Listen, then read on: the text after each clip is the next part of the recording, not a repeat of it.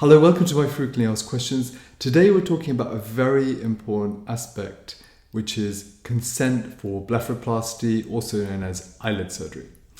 So what is consent? Well, consent is a process by which you understand what the potential benefits of having an eyelid or blepharoplasty procedure is. You understand what the potential limitations from the procedure is.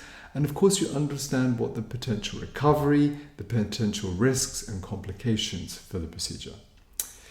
So the principles of consent, well, they are very important in modern day medicine. And it's important that you have an informed decision. And by that, it means you understand the procedure and you understand what the implications are. Know that you cannot have this procedure for anyone else. Understand what the benefits of the procedure are and what the potential expectations for recovery are and what the limitations are. Understand also what the alternatives are to not having treatment. What is the recovery period? What are the potential risks and complications, and particularly how those specifically apply to you. Also, it's important to inform your GP, and there's confidentiality aspects with that, and that you have adequate time to understand the procedure and make that informed decision. And finally, if you feel you need more information, of course you have rights to request further information, have a further consultation, have your questions answered. My name is Dr. Julian de Silva. I'm a London-based oculofacial plastic surgeon, and I specialize in only the face, and this is what I do every day. This is really for information, educational purposes, and really not construe a medical consultation. So first of all, what is an informed decision? Well, it's important that you understand the procedure, that you understand what the potential benefits and what the implications of having that procedure are, but it also is important that you understand what the potential recovery period is, what the potential risks and complications are as well. And by this, in terms of making an informed decision, well, you can ask as many questions as you feel comfortable asking. You can change your mind at any point. And it's important to realize that although many facial procedures, including blepharoplasty, are overall safe, there is always a potential of a complication or longer recovery, and that no procedure has zero risk. So what is blepharoplasty? Well, blepharoplasty is really surgery amongst the eyelids, and really the common things that eyelids associated with are aging in terms of loose skin and puffiness. But of course, there's genetic elements, and some people will have like lower eyelid bags and puffiness and multiple lines and wrinkles even at a younger age. And that's also what is inherited in terms of your genes from your parents. And the objective generally with eyelid surgery is to look fresher, rejuvenated, often to open up the eyelids, but overall not to change your appearance, just to be the best version of yourself. And often that means a more refreshed and open appearance. But what does blepharoplasty actually involve? Well, really, there's often an element of removing, and that can be removing fat that's pushing forwards. It can be loose skin. It can be sometimes shaping some of the underlying muscle in order to improve and smoothen out the area around the eyelids. Often there's an element of lifting, because often things have dropped with gravity, and there can be a form of stitching and support, and this can be in the form of supporting the canthus, the area of anatomy at the corner of the eye, and that is called canthopexy or canthoplasty. Often there can be a degree of loss of volume with time, and fat transfer can be very helpful in smoothing out particularly the lower eyelid, but sometimes the upper eyelid as well. And then finally, there's the skin quality, and this can be improved with laser resurfacing, regenerative medicine such as platelet-rich plasma, and often blepharoplasty involves one or more of these kind of components to the surgery to give the very best results. Generally speaking, blepharoplasty has to be tailored to the individual, and no individual is going to need exactly the same treatment. So really it has to be customized to your individual appearance and results. What about anesthetic? Well, commonly in the UK, general anesthetic, sometimes local anesthetic is used. My personal preference is sedation or twilight anesthesia because that tends to give a fast recovery and all patients can go home within an hour. So let's have a look at a couple of cases. And this is one of my patients who had a lot of loose skin around the upper eyelids, multiple lines and wrinkles in the skin, and puffiness in the lower eyelids, a kind of shadow or dark circle in the lower eyelid, and of course loose skin in this area as well. And so the blepharoplasty for this patient involved removing some of the fat surrounding the eyelid, removing some of that loose skin to smoothen out the skin. The lower eyelid needed more support in the form of a canthopexy. I did add volume, particularly around the lower eyelids, with fat transfer to make this area smoother. And finally, to improve the quality of the skin, this patient had laser resurfacing and platelet-rich plasma to help with the condition of the skin. The technique was very much tailored to the individual, and in the lower eyelid, most of the surgery was actually done on the inside of the eyelid, and that's called transconjunctival surgery, and that's very important because that preserves the natural shape of the eyelid and avoids some more serious issues and risks such as lid retraction. And in the upper eyelid, well, the scar was hidden in the natural crease, and so all of these things are important to give like natural looking results. And this patient had surgery under sedation. This patient was very nervous, and the patient's son was an optometrist and did a lot of research on her behalf to really look and find the best treatment for her. Another one of my patients, well, this is a younger person, and this patient has like changes in the lower eyelid, which are really genetic, and that puffiness is often a combination of fat gradually pushing forwards in the lower eyelid and a little bit of hollowing that creates a dark circle or ring beneath the lower eyelid. And so for this patient, well, the surgery, i.e. lower blepharoplasty, involved removing a little bit of the fat that was creeping forwards and causing a bag. It involved lifting, supporting the lower eyelid with a hidden stitch, a canthopexy that can aid recovery, and adding volume. Now, some younger patients can benefit from fillers, but when doing surgery, my preference is to offer patients fat transfer that will make this area smoother and more even, and 50 to 60% of that fat will last longer term. And then finally, improving the quality of the skin. And this can be done in different ways, but often a laser with platelet-rich plasma can improve the quality of the skin. So in terms of technique, transconjunctival, hidden or scarless blepharoplasty can result in an improved lower eyelid without any visible scars. And sedation is my preference in terms of anesthetic because patients can go home within an hour of surgery, although often in the UK surgery is done under general anesthetic, which can have a slightly longer recovery time. What about accessory procedures? So blepharoplasty, well, often it's a component of facial aging, and so there can be other changes in relation to the face. And common things would be drooping of the brows, and drooping of a brow may require a brow lift. So this patient had his brows lifted because the brow was dropping down onto the eyelid. Often it requires improvement in the skin quality because the skin can acquire lines and wrinkles with time, and so using laser resurfacing can polish the skin and stimulate collagen and make this area smoother. Often adding volume where there's been hollowing around the eyelids, particularly around the lower eyelids where there can be a depression in the tear trough and almost a ring around the lower eyelids. But more rarely fat transfer can also be used in the upper eyelid to improve the shape and hollowing. And then I often use regenerative medicine such as platelet-rich plasma to improve the quality of the skin and give improved results. Now, some patients will have also other types of facial aging, and that might be drooping of the face, loss of the jawline, jowls, and that can require facelift surgery to correct. And some patients will also have changes in the neck, bands in the neck related to the underlying platysma muscle, loose skin, accumulation of fat. And so these patients may also require like degree of facelift surgery and neck lift surgery in order to get the best possible results.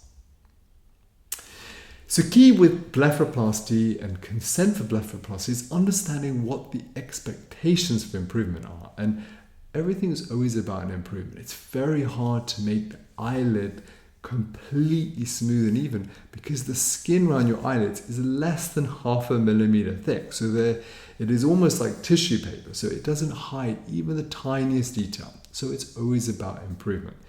Now we can improve structure around the eyelids with surgery.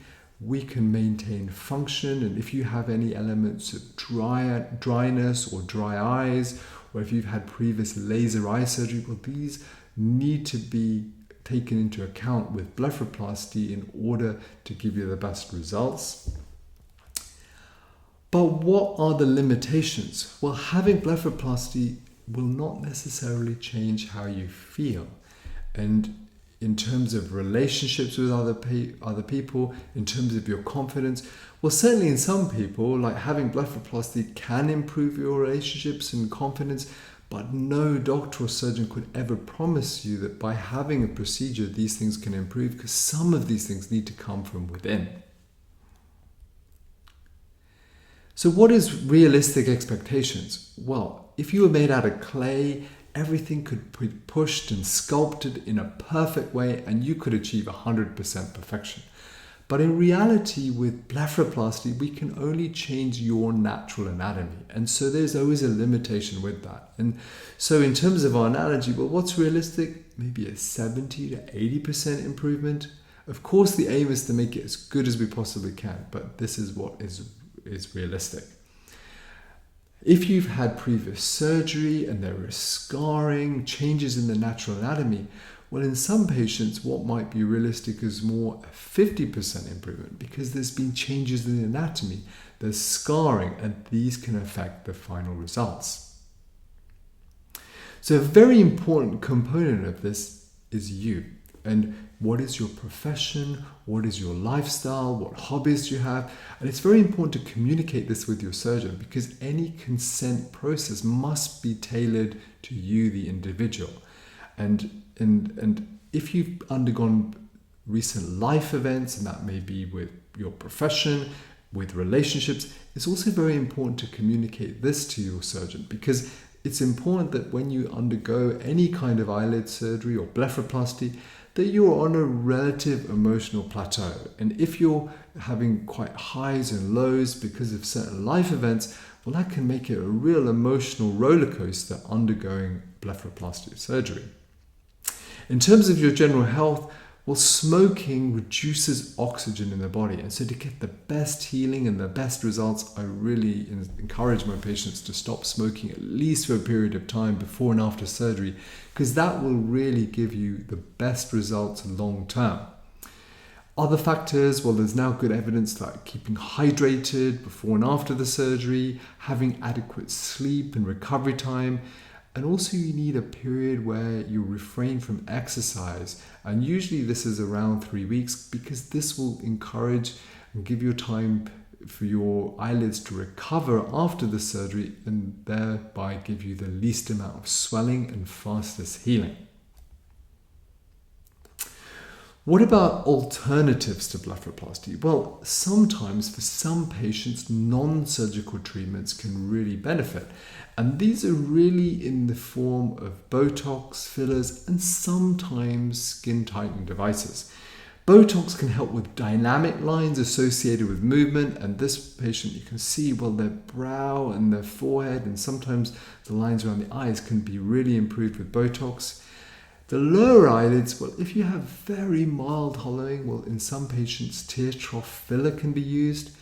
And sometimes if there's just mild loose skin in the lower eyelids, skin tightening procedures can benefit. However, often the changes are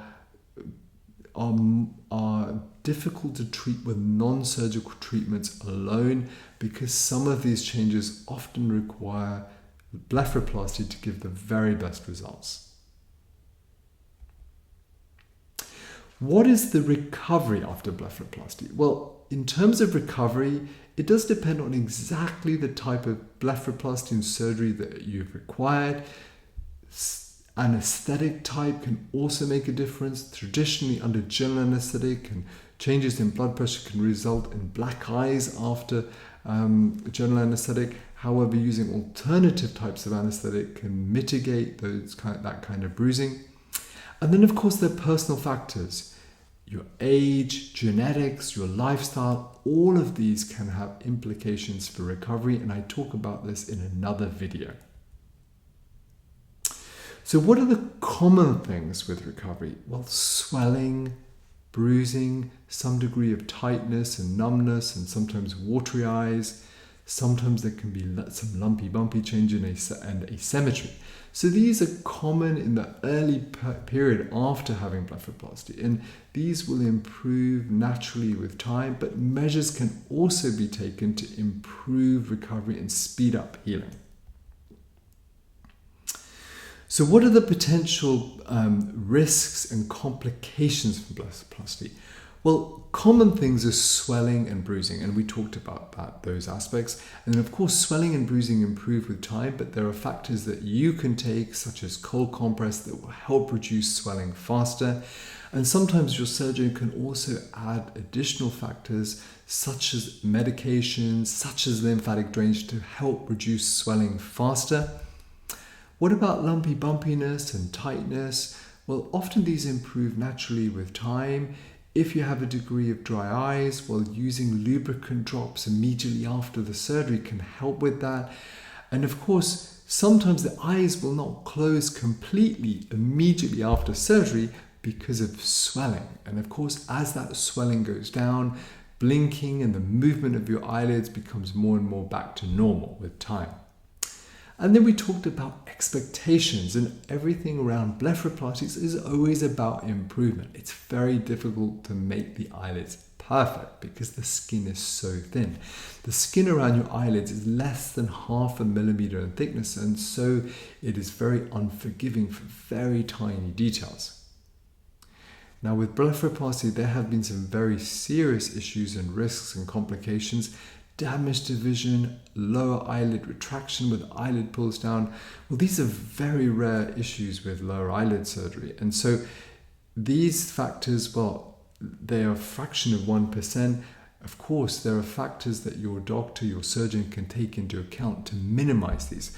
For example, eyelid retraction. Well, doing the surgery in a modern way where the middle part of the eyelid is protected and not operated on, well, generally for the great majority of patients, that will protect you from lower eyelid surgery. However, the older way of doing this surgery, where the surgery is done through the skin, transcutaneous blepharoplasty, well, in certain patients with negative vector, that can result in eyelid retraction. But the best thing is to avoid this in terms of a modern day technique and transconjunctival surgery. And I talk about this in another video. Damage to vision, well, this is a very rare complication from eyelid surgery, but again, this can be mitigated against things like blood pressure, where it's very important to control blood pressure before eyelid surgery in order to minimize these kind of factors.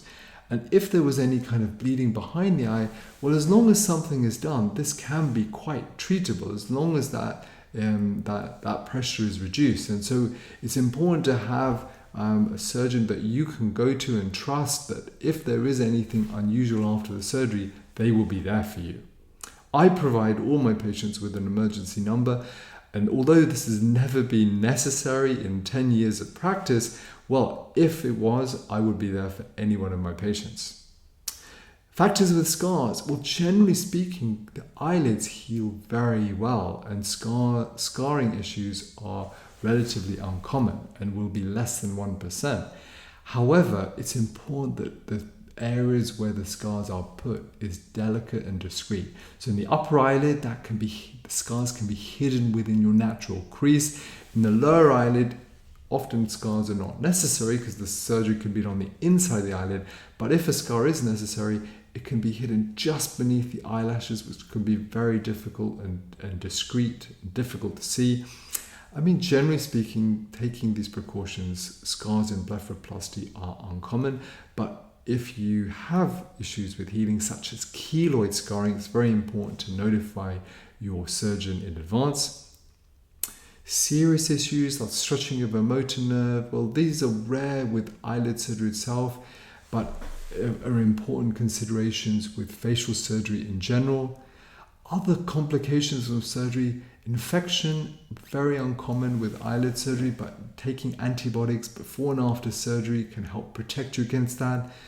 Things like pain, not a common factor with blepharoplasty. And although I give every patient several days of analgesia, pain relief medicine, well over half my patients never need that analgesia because it's not uncomfortable. But every so often I will treat a patient who's much more sensitive. And so if you need to take analgesia after surgery, absolutely you can.